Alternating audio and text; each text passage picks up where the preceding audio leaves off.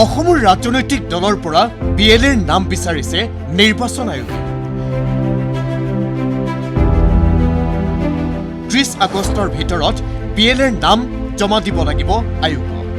ছেপ্টেম্বৰত অসমত আৰম্ভ হ'ব ভোটাৰ তালিকাৰ বিশেষ গভীৰ পুনৰীক্ষণ।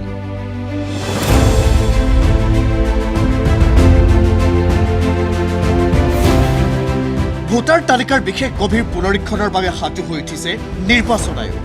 অচিৰে নিৰ্বাচন আয়োগে অসমত ভোটাৰ তালিকাৰ বিশেষ গভীৰ পুনৰীক্ষণৰ তাৰিখ আৰু পুনৰীক্ষণৰ সময়ত প্ৰয়োজন হ'বলগীয়া নথিসমূহ ৰাজহুৱা কৰিব। তাৰ পূৰ্বে আয়োগক ৰাজনৈতিক দলসমূহে দিব লাগিব বুথ লেভেল এছিষ্টেণ্টৰ নাম। ইতিমধ্যে অসম কংগ্ৰেছে বিএলএৰ প্ৰশিক্ষণ সম্পূৰ্ণ কৰিছে আৰু 28,800 বিএলএৰ নাম কংগ্ৰেছে আয়োগক জিলাভিত্তিক জমা দিয়াৰ কাম আৰম্ভ কৰিছে। কেৱল কংগ্ৰেছেই নহয়, প্ৰতিটো ৰাজনৈতিক দলে আয়োগক জমা দিব লাগিব বিএলএৰ নাম। যে কিমান ভুৱা আজি মানুহবোৰ আজি ভোটাৰ তালিকাৰ ভিতৰত সোমাই গৈছে। আজি যদি আমি প্ৰত্যেকটো বুথৰ ভিতৰত প্ৰত্যেকটো পলিং ষ্টেচনৰ ভিতৰত যদি বিৰোধী দল হিচাপে যদি আমি বুথ লেভেল এজেণ্ট দিবলৈ বিচাৰোঁ, নিৰীক্ষণ কৰিবলৈ বিচাৰোঁ, তেতিয়াহ'লে এই গুৰুত্বপূৰ্ণ কাম মাত্ৰ কংগ্ৰেছ দলে ক'ব পাৰিব। মাত্ৰ কংগ্ৰেছ দল একমাত্ৰ এটা বিৰোধী দল যি দলৰ প্ৰত্যেক পলিং ষ্টেচনত মানুহবোৰ আছে। তো সেইকাৰণে ভোটাৰ তালিকা শুদ্ধ কৰাটো আমি এটা বিশেষ দায়িত্ব হিচাপে আজি আমি গ্ৰহণ কৰিছোঁ।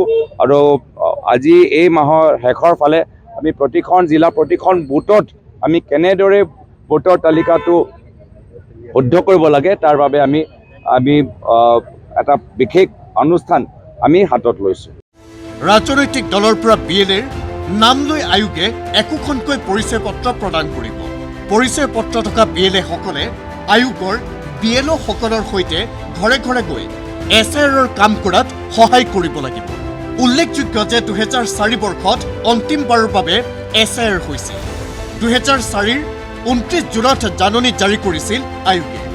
2004ৰ 2 আগষ্টৰ পৰা আৰম্ভ হৈছিল এছআইআৰৰ কাম। 29 আগষ্টত প্ৰকাশ পাইছিল খচৰা ভোটাৰ তালিকা।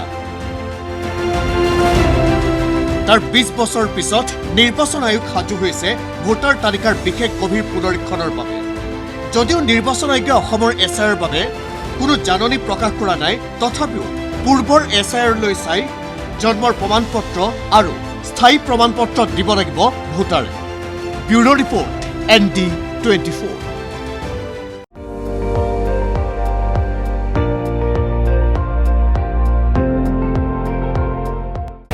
আপুনি চাই আছে ND24, সৰ্বশ্ৰেষ্ঠ নহয় সৰ্বোত্তমৰ দৌৰত।